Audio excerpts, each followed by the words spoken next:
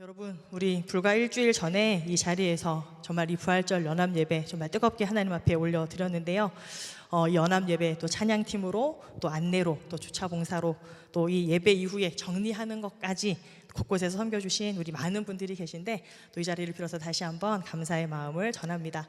정말 그 기쁨으로 또 열심히 섬겨주신 여러분들이 정말 너무 대견하고 자랑스럽습니다. 우리 옆에 있는 분들에게 한번 이렇게 축복하면서 말씀을 시작했으면 좋겠습니다. 멋지십니다. 멋지십니다. 네. 이 또 다른 교회 청년들하고 함께 이렇게 또 모여 보니까 또 잘 보이지 않았던 또 그런 모습들도 보이고 또 우리 청년들이 좀 약간 우리 점잖은 이 바이브가 있잖아요. 그래서 내심 걱정도 했는데 또 그 연합 찬양 예배 또 실제 예배가 드려질 때에는 정말 다윗처럼 이렇게 펄쩍펄쩍 이렇게 뛰면서 찬양하는 그런 모습 저도 너무 큰 감동이었고 정말 하나님 보시기에 얼마나 아름다웠을까 이런 생각들을 해보게 되었습니다.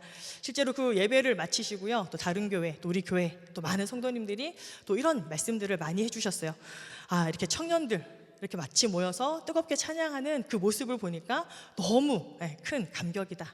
청년들 얼굴만 봐도 너무 큰 감동이었다. 이런 말씀들을 많이 해주셨습니다. 사랑하는 여러분, 우리가 믿는 이 신앙 그리고 기독교는 죽은 이론이 아닌 줄 믿습니다. 살아계신 그 하나님 또 부활하신 그 예수님 그 부활의 기쁨으로 우리가 살아가는 그런 믿음의 공동체가 되어야 할 줄로 믿습니다. 또 지난주 부활절 말씀 때에도 그랬죠. 우리가 지금 이 시대 가운데에도 하나님의 예수님의 그 부활의 증인으로 또 증거로 우리가 그렇게 살아가야 한다 말씀 주셨는데 우리가 이 말씀 계속 마음속에 또 기억하면서 또 부활의 증인으로 또 우리가 날마다 삶 가운데에서 또 예수님의 그 부활을 증거하며 살아가는 우리 청년들이 되기를 소망합니다. 여러분 이제 오늘부터요 베드로전서 강해를 시작합니다. 특별히 우리가 이 땅에 살아가는 하나님의 그 시민권자로 이 낯선 땅을 살아가는 그 나그네로 어떻게 우리가 살아가면 좋을까? 베드로 사도가 그 성도들에게 주신 편지인데 이 그리스도인들의 정체성을 다루는 책들 중에서 가장 탁월한 책이 바로 이 베드로 전서입니다. 저는 이 말씀을 묵상하다가요 좀 엉뚱하지만 우리 포항의 여러 자랑 중에 해병대가 문득 떠올랐습니다. 자 여러분 저희 오빠가 76년생인데 해병대 병 777기로 전역을 하셨습니다. 저는 저희 오빠를 보면서 이 해병대가 어떻게 보면 불치병이 아닌가 정말 이런 생각을 할 만큼 그 자부심이 대단하잖아요. 그 해병대를 전역하면. 그래서 정말 지금도 찾아보니까 작년도에도 이 자원 입대하려고 그 경쟁률이 3대1 가까이가 되더라고요. 여러분 놀랍지 않습니까? 군대를 가려고 이 3대1의 경쟁률을 뚫고 지금도 가는 것이 그 해병대라는 거예요. 좀 엉뚱한데 제가 무슨 말씀이 생각이 났냐면 그때 당시 오빠가 이게 군생활했던 얘기 중에 아직까지 기억에 남는 이야기가 하나 있습니다. 그게 뭐냐면 그 훈련받는 훈련병들에게 조교들이 이렇게 좀 빡세게 소위 굴리면서 가장 많이 하는 말이 있다는 거예요. 이렇게 해라 저렇게 해라 행동을 지적하는 게 아니라 이 말을 가장 많이 한대요. 무슨 말이냐면 훈련병 이래서 빨간 명찰 달 수 있겠어? 라고 이야기를 한다는 거예요. 자 여러분 이해되십니까? 여러분 빨간 명찰이 뭡니까? 해병대에게 이 빨간 명찰은 곧 해병 그 자체를 상징하는 거잖아요. 그래서 그 훈련병들에게 그냥 이렇게 해 저렇게 해 이야기하는 게 아니라 너 지금 이래서 단순히 빨간 명찰 달겠냐 그 말의 의미가 뭐냐면 너 이래서 해병이 될 수 있겠어? 그 사람의 그 존재를 다시 일깨우는 말 그런 말을 한다라는 거예요. 자 그런데 여러분 사실 곰곰이 생각해 보면 우리 삶의 모든 영역이 좀 이와 비슷하게 닮아 있습니다. 무슨 이야기냐? 부모님들이 자녀들에게 공부해라 공부해라 정말 따라다니면서 귀에 못이 박히도록 사실 많은 말씀을 하죠. 그런데 그 자녀가 정작 언제 공부를 하게 되느냐? 그 부모님의 잔소리 때문에 공부를 하게 되는 것이 아니라 어느 날 스스로 내가 지금 이 학생의 때에 공부를 해야 되겠다 라고 스스로 그 학생으로서의 자각을 하게 될 때 그때는 부모님이 잔소리를 하지 않아도 스스로 자발적으로 공부를 하게 된다는 거죠. 여러분 우리의 신앙생활도 사실 다시 생각해 보면 이와 비슷한 지점이 있습니다. 여러분 우리가 신앙생활 하다 보면 자꾸 우리는 그리스도인이니까 이렇게 해야 해 저렇게 해야 해 어떠한 자꾸 규칙 해야 하는 그런 행위 doing에 자꾸 집중한다라는 거예요. 크리스찬이니까 이렇게 해야지 크리스찬이니까 이것을 해야지 그런데 여러분, 더 중요한 것이 무엇이냐면 무엇을 해야 한다라는 그 doing, 행동 자체보다 내가 누구인가, 내가 어떠한 존재인가, 그 being에 대해서 생각하는 것이 훨씬 중요하다라는 거예요. 자, 여러분에게 질문하겠습니다. 여러분은 여러분 스스로 자신을 누구라고 생각하십니까? 여러분, 사실 이 질문은 굉장히 중요한 질문이에요. 우리 인생 가운데서 가장 중요한 질문이라고 해도 과언이 아닙니다. 그런데 우리는 늘 평소 너무 우리가 살아가야 하는 삶이 너무 바쁘다는 그 이유로 이 질문에 진지하게 고민하지 않고 자꾸 삶의 변두리로 이 질문을 남겨둡니다. 그런데 여러분, 사람은 죽을 때까지요, 이 질문을 피해갈 수 없어요. 어쩌면 나라는 존재가 누구인지를 확립해가는 그 과정이 우리가 우리 인생에서 성숙해가는 그런 여정이라고 할 수 있을 만큼 이 질문은 굉장히 중요한 질문입니다. 자, 그런데 여러분, 요즘은요, 이런 말들이 우리 시대에 많이 있습니다. 자기 결정권. 자, 자기 결정권이라는 건 행복할 권리에서 추구되어 있는 겁니다. 어떤 국가 권력이나 그 누군가의 간섭 없이 일정한 사적인 사항에 관해서 스스로 결정할 수 있다라고 하는 자의적인 권리를 이야기합니다. 그래서 여러분, 요즘 어떻게 보면 이 자기 결정권, 내 존재, 나라는 존재, 그리고 내 인생, 이 모든 것들은 내가 결정해야 된다라고 생각하는 거예요. 내 직업, 내 가치관, 심지어는 내 성 정체성까지도 내가 결정한다라는 이런 시대에 우리가 지금 살아가고 있지 않습니까? 자, 그런데 여러분, 참 이상합니다.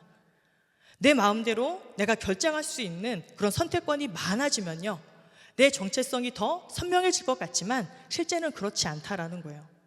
오히려 더 많은 사람이 내가 진짜 누군지 모르겠다, 혼란에 빠져 있는 경우가 많다라는 겁니다.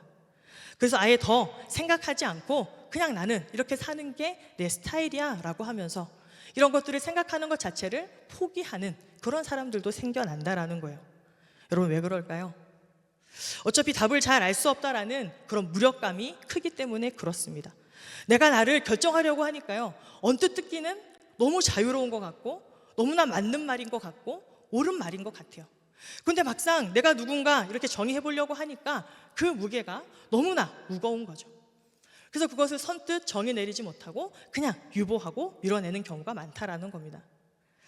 여러분, 이 베드로 사도는요, 소아시아 지역에 흩어져 사는 그리스도인들에게 주후 60년대 초반에 오늘 이 베드로 전서라고 하는 편지를 썼습니다. 이 수신자들은 자신들의 정체성을 뒤흔드는 그 환경, 그리고 이웃 가운데에서 살면서 이 편지를 받아듣게 된 겁니다. 여러분, 그런데 이 편지는요, 그때 당시 성도들뿐만 아니라 지금 오늘날을 살아가는 우리 그리스도인들에게도 아주 탁월한 길잡이의 역할을 해주는 그러한 편지입니다. 오늘 이 베드로 사도는요, 오늘 1, 2절 어떻게 보면 굉장히 짧은 그런 구절인데 이 짧은 인사말 속에서 어떻게 보면 베드로전서의 전체의 개념을 집약해서 우리에게 설명해 주고 있습니다. 베드로 사도는요, 오늘 이 본문 말씀을 통해서 우리에게 아주 중요한 두 가지의 정체성을 이야기해 주고 있습니다. 첫 번째는 뭐냐면 우리가 하나님의 택함을 받은 사람이라는 겁니다. 자, 같이 한번 따라해 볼까요? 우리가 누구라고요? 하나님의 택함을 받은 사람이라는 거예요. 그 다음 두 번째의 정체성은 무엇이냐? 우리가 이 땅에서 잠시 잠깐 살아가는 나그네라는 겁니다. 자, 두 번째 정체성은 뭐라고요? 나그네. 이 땅에서 그냥 오랫동안 눌러붙어서 사는 사람이 아니라 잠시 머물고 떠나야 하는 그런 나그네다, 이렇게 이야기합니다. 오늘 본문을 다시 한번 볼까요? 오늘 본문을 보시면 아까 제가 말씀드린 이 두 가지의 정체성이 분명하게 언급되어져 있죠. 1절 보니까 막 각 지역에 대해서 막 설명하고 끝에 흩어진 나그네, 이 나그네가 먼저 나오죠. 그 다음에 2절을 보니까 어떻습니까? 또 막 설명을 하다가 택하심을 받은 자들, 이렇게 기록되어져 있습니다. 자, 그런데 여러분, 이 대다수의 영어 성경도요, 이렇게 나그네가 먼저 나옵니다. 그런데 헬라어 원어 성경을 보면요, 순서가 완전히 다른 것을 우리는 발견할 수 있습니다. 언어의 배열을 보면요, 이렇게 되어 있습니다. 약간 의역을 해보자면 예수 그리스도의 사도인 베드로가 뭐가 먼저 나오죠? 택하심을 받은 자들, 그 다음에 다른 수식어가 붙지 않고 곧장 나그네라고 이렇게 설명을 하고 있다라는 거예요. 그런데 여러분, 원래 이 설명, 이 순서가 사실 중요한 의미가 있습니다. 이 베드로 사도가 굳이 이 순서를 선택한 데에는 중요한 이유가 있다는 거예요. 자, 첫 번째가 뭐라고요? 택함을 받은 자들이다 라고 이렇게 설명했다라는 겁니다.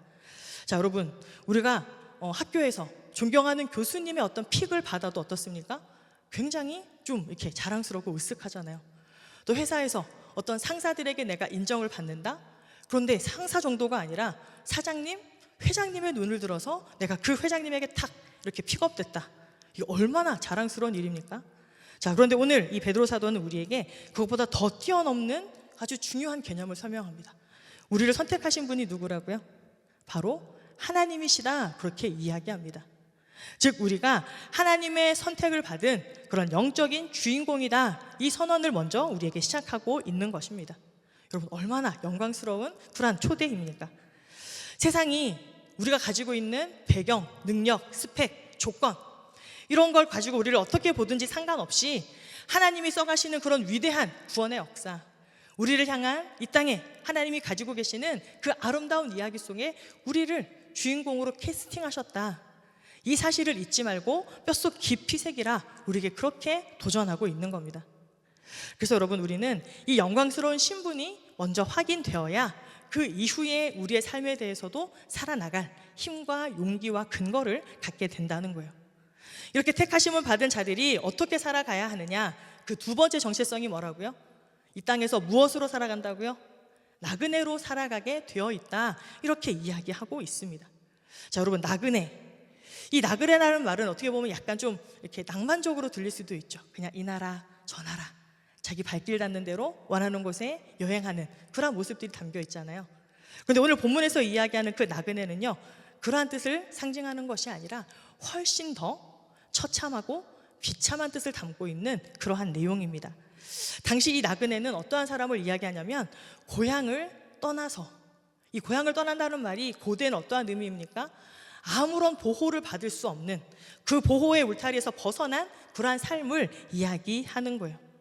자, 그래서 이 뭐라고까지 이야기하느냐, 나그네는 실향민, 고향을 잃은 사람이라고도 이야기하고, 유배자, 엑사일이라고까지 이야기를 하고, 홈리스라는 뜻을 이 성경은 우리에게 이야기를 합니다. 자, 홈리스, 집이 없고 고향이 떠난 사람, 그리고 나그네라는 말은 그냥 잠깐 머물러 사는 그 임시 체류자, 이러한 사람들을 의미하는 겁니다. 그런데 이 단어를 쓰는 것은요, 구약에서 신약으로 이어지는 그 바벨론 포로의 경험을 깔고 있는 겁니다. 베드로전서 5장 13절의 말씀 우리 한번 같이 보겠습니다. 13절과 14절의 말씀을 보시면, 택하심을 함께 받은 바벨론에 있는 교회가 너희에게 문안하고 내 아들 마가도 그러하느니라. 아멘. 여러분, 지금 이 베드로전서가 쓰여져 있던 이 시점에서 보면요, 바벨론은 이미 수백 년 전에 무너져 버린 그런 나라입니다. 그리고 지금 현재 이 지도상으로 보면 이라크가 위치하고 있는 나라, 그게 이제 바벨론이거든요. 그런데 굳이 지금 다시 바벨론이라고 하는 말을 쓰고 있어요.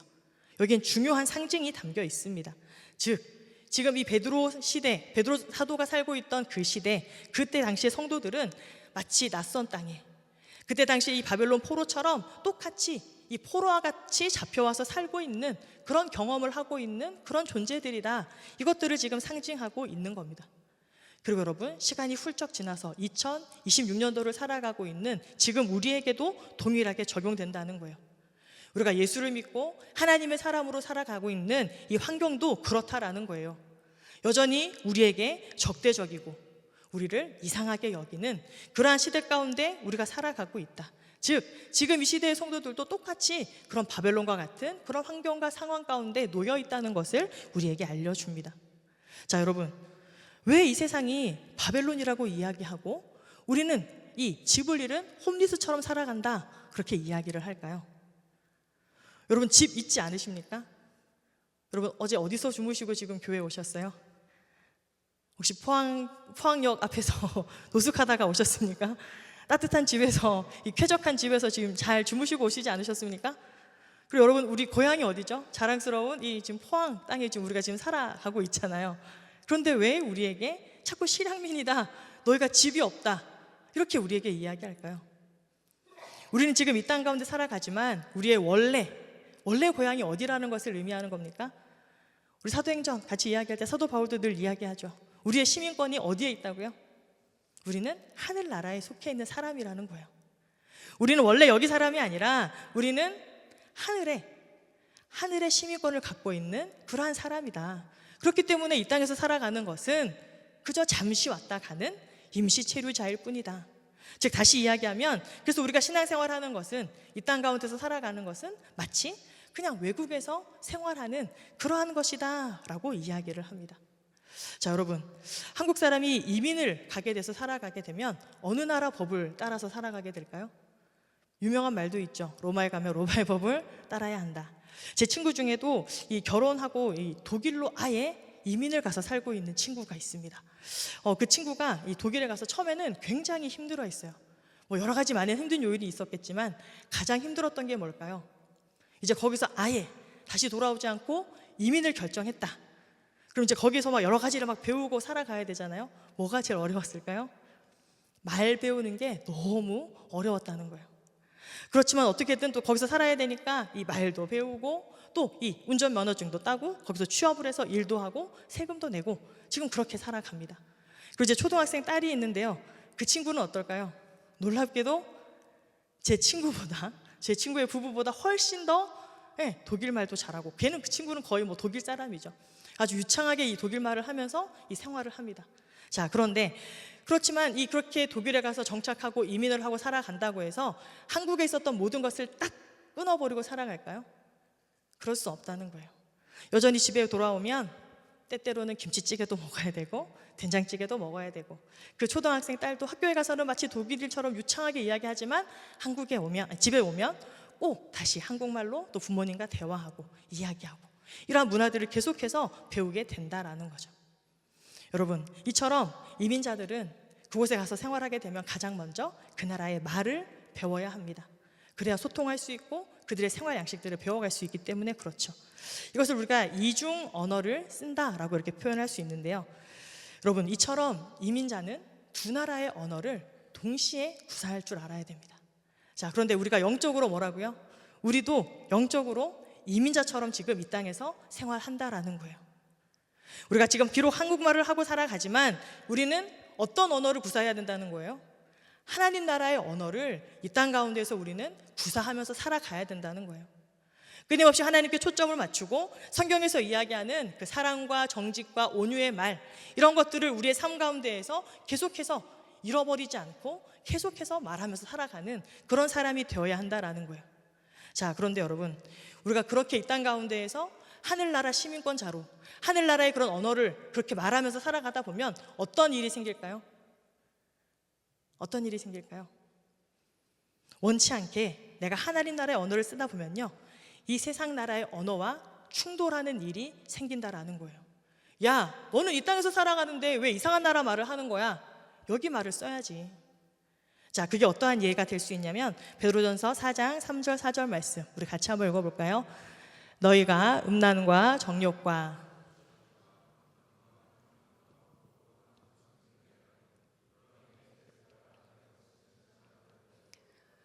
이러므로 너희가 그들과 함께 그런 극한 방탕에 다름질하지 아니하는 것을 그들이 이상히 여겨 비방하나.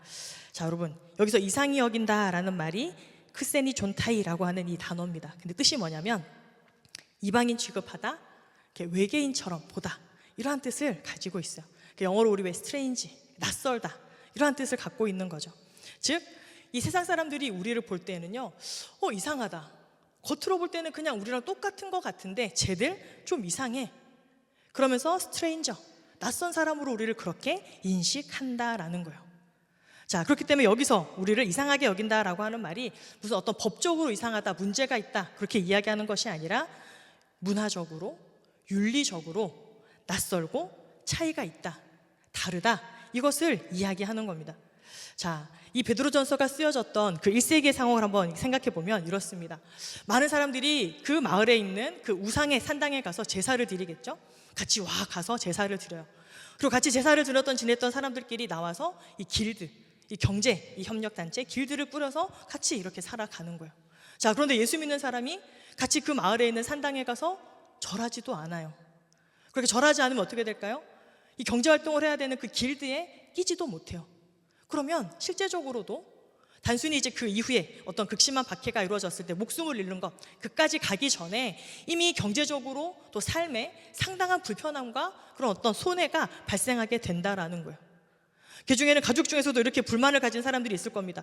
아니 그냥 저라면 되지, 그냥 따라가면 되지, 이러다가 우리 집안이 다 망하면, 혹시라도 우리가 저 신을 섬기지 않아서 우리 집안에 재앙이 생기면 어떡할 거냐고 가족들 중에서도 이렇게 비난하고 또 책망하는 사람들도 생겨났을 겁니다. 자, 그런데 여러분, 이게 비단 2000년 전의 이야기일까요? 우리가 마주한 현실도 사실 비슷하다라는 거예요. 우리 학생들 이제 시험, 지금 중간고사 기간인데 뭐 시험을 치는데 감독이 느슨해요. 그러다 보니까 일부 이 학생들이 만약에 막 컨닝을 하기 시작한다. 그러면 순간 유혹이 들지 않겠습니까? 나도 하나라도 더 맞추면 나에게 이익이 되지 않을까? 우리 건설 현장이나 이제 회사에서 어떤 개업식을 하거나 어떤 중요한 프로젝트를 진행할 때 아직도 뭐를 많이 하죠? 뭐 요즘에 이렇게 영화 같은 거 막 크랭크인 할 때도 사실 많이 하는 거 있잖아요. 고사 지내는 거 들어보셨습니까? 여러분, 놀랍게도 그때 그 고사상에 올라가시는 그 돼지분이요, 돌아가실 때 이렇게 미소 짓는 그 돼지님이 훨씬 이 비싼 가격에 팔린다고까지 이야기를 하잖아요. 자, 이렇게 고사를 지내요. 그런데 나는 하나님 믿으니까 나는 거기 절할 수 없습니다 라고 나만 만약에 옆에 그냥 멀뚱하게 서 있었다? 어떻게 이야기하겠습니까? 야, 너 뭐해? 이거 얼마나 중요한 건데 이거 고사 안 지나가지고 무슨 일 생기면 네가 책임질 거야? 라고 우리에게 그런 도전들이 있을 수 있다는 거예요. 야, 너만 예수 믿냐? 야, 저기 아무개는 그냥 다 고사 잘 지내던데 왜 너만 유난 떨어? 그냥 해, 괜찮아. 이런 이야기들이 계속해서 우리에게 온다라는 거예요.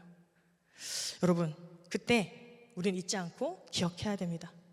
누군가 우리를 이상하게 보고 낯선 사람 취급하고 그렇게 비방하고 있다면 여러분, 축하드립니다. 우리가 하늘나라의 언어를 잘 구사하고 있다라고 하는 확실한 증거라는 거예요. 자, 그런데 여러분, 이걸 반대로 이야기하면 어떨까요? 우리가 분명히 지금 영적으로 이민자라고 했고 이 땅 가운데서 지금 살아간다라고 했는데 내가 세상 언어에 너무나 능통해서 아무런 불편함이 없어. 오히려 세상 친구가 나를, 야, 너 교회 다니는데 괜찮다, 나랑 노는데 아무 불편함이 없네 라고 이야기한다면 어떨까요? 그게 영적으로 훨씬 더 큰 위기라는 거예요. 여러분, 이중 언어자 그리고 이 이중 시민권자는요, 어느 정도의 불편함 그리고 소외, 이런 차별은 감수하면서 살아가야 한다라는 거예요. 내가 하늘 시민권자이기 때문에 겪게 되는 그런 문화적, 윤리적 그런 낯설음들에 여러분들 두려워하지 않았으면 좋겠습니다. 그 낯설음이 바로 우리가 하나님께로부터 택함 받은 그러한 증거라는 사실들 여러분 잊지 않고 기억하시기를 축복합니다. 여러분, 제가 이 말씀을 또 준비하다가요, 이 낯선 세상 가운데에서 이렇게 나그네처럼 살아가는 우리 청년들에게 어떻게 이 베드로 전서의 이 말씀을 전할 수 있을까 이렇게 고민하다가 여러분, 이 화제 요즘 이 노래를 제가 듣게 됐습니다. 여러분들도 들어보셨을 것 같은데 소문의 낙원이라고 하는 이 노래입니다. 여러분, 가사를 보시면요 놀랍습니다. 마치 이 베드로가요 2000년 전 그 소아시아의 그 나그네들에게 보낸 그 편지를 2026년도에 선율로 옮겨 놓은 것 같은 그런 가사를 갖고 있어요. 이렇게 들어보니까 그 이 산티아고에서 이 영감을 얻어서 이 노래를 지었다라고 하더라고요. 가사를 한번 보여주시면, 이 지친 나그네여, 도시에서 절대 알 수 없는 게 있어. 잠깐 앉아요. 따뜻한 스프와 고기가 있어요. 또 쭉 보다 보면 이 당신의 불치병은 그곳에 존재할 수 없어요. 저는 이 가사를 이렇게 딱 보면서 이 노래를 또 들으면서요 떠오르는 게 있었어요. 여러분, 우리가 작년부터 우리 교회가 지금 계속해서 이야기하는 것이 있지 않습니까? 그 소문의 낙원이 바로 우리 이 돌봄마을 이 제일교회 공동체가 아닌가, 이런 생각들을 해봤습니다. 여러분들 이 악동 뮤지션, 특별히 이수연 씨가 은퇴를 생각할 만큼 아주 심각하게 그 슬럼프를 겪었던 거 여러분들도 알고 계시죠? 그 기간이 꽤 길었습니다. 몇 년 동안 그런 시간들을 겪었고, 음악이 더 이상 즐겁지 않다, 그리고 가수로서 나는 더 이상 가치가 없다, 이렇게까지 생각하면서 이렇게 은둔형 그런 생활들을 했는데, 그런 동생을 이 밖으로 이끌어낸 게 누구냐면 바로 오빠였던 찬혁 씨였어요. 자, 근데 뭐라고 얘기했냐면, 제가 그 유퀴즈에 나와서 이렇게 둘이 이야기하는 걸 제가 들었는데, 내가 경험한 세상을 동생 수연이에게도 알게 해주고 싶다, 이렇게 이야기를 하는 거예요. 그러면서 내가 수연이를 다시 꽃 피우게 피어나도록 나는 그렇게 하고 싶다, 이런 이야기를 하는 걸 들었습니다. 저는 그 이야기를 들으면서요, 이찬혁 씨가 사역자인가? 그런 느낌이 들었어요. 내가 경험한 걸 내 동생에게도 맛보게 해주고 싶다.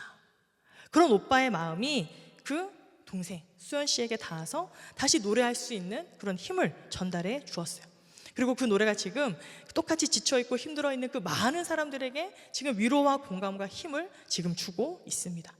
바로 이 회복의 여정이 우리가 앞으로 계속해서 읽어나갈 이 베드로전서의 이야기와 너무나 닮아있다라고 저는 생각했습니다. 그리고 여러분, 이 악동 뮤지션이요, 하나님께서 자신들에게 주신 그 재능으로 이렇게 세상과 또 사람을 위로하고 치료하며 살아가는 것처럼 우리도 이 땅 가운데에서 그러한 삶을 살아가야 한다라는 거예요. 여러분, 그럼 우리는 구체적으로 이 땅 가운데에서 어떻게 그러면 그런 낯선 자로, 나그네로 살아갈 수 있을 것인가? 예레미야 29장 7절 말씀 함께 읽겠습니다. 너희는 내가 사로잡혀 가게 한 그 성읍의 평안을 구하고 그를 위하여 여호와께 기도하라. 이는 그 성읍이 평안함으로 너희도 평안할 것임이라. 아멘. 이 사로잡혀 가게 한 그 성읍이 어디냐면 바로 나를 사로잡아온 원수 같은 바벨론을 이야기합니다. 그런데 바로 그 바벨론을 위해서 평안을 구하라? 굉장히 어려운 이야기죠. 그런데 여러분, 이 말씀이 없었다면 성경 속에 그 수많은 위대한 하나님의 인물들도 없었을 겁니다. 그럼 우리는 이 바벨론과 같은 세상에서 어떻게 살아가야 하는가? 순응하든지 동화되든지, 아니면 그냥 스스로 고립되든지 저항하든지, 여러분, 이것이 우리가 할 수 있는 최선일까요? 성경 속의 하나님의 사람들은 그렇게 하지 않았다라는 거예요. 이 바벨론과 페르시아라는 그 거대한 이방 나라 한복판에 살면서도 그 나라를 무너뜨리거나 전복시키거나 아니면 그 나라에 완전히 동화되지 않았다라는 거예요. 그럼 어떻게 살아가느냐? 바로 이렇게 살아갔습니다. 그들에게 주어진 그 삶 가운데에서 신실한 편존으로, 페이스풀 프레전스로 살아갔다라는 거예요. 성경의 인물들은 하나같이 이러한 삶을 살아갔다라는 것. 여러분, 믿음의 조상 아시지 않습니까? 아브라함. 사실 아브라함도요, 땅을 막 직접 정복하거나 했던 그런 이야기가 없어요. 여러분, 우리 공동체 성경 읽기 지금 열심히 하고 계시죠? 지금 창세기 지금 계속 읽고 있잖아요. 거기 보시면 아브라함이 뭐 했어요? 그저 나그네를 환대하고 맛있는 거 밥 해주고 이런 일들을 지금 하고 있다라는 거예요. 그런데도 놀랍게 그 이방 나라 사람들이 아브라함을 보면서 하나님의 사람이다, 그렇게 인정하는 모습들을 볼 수 있습니다. 여러분, 요셉도 우리 잘 알고 있지 않습니까? 억울한 일을 많이 당했지만 그냥 그는 항변하거나 변명하거나 그렇게 하지 않았다라는 거예요.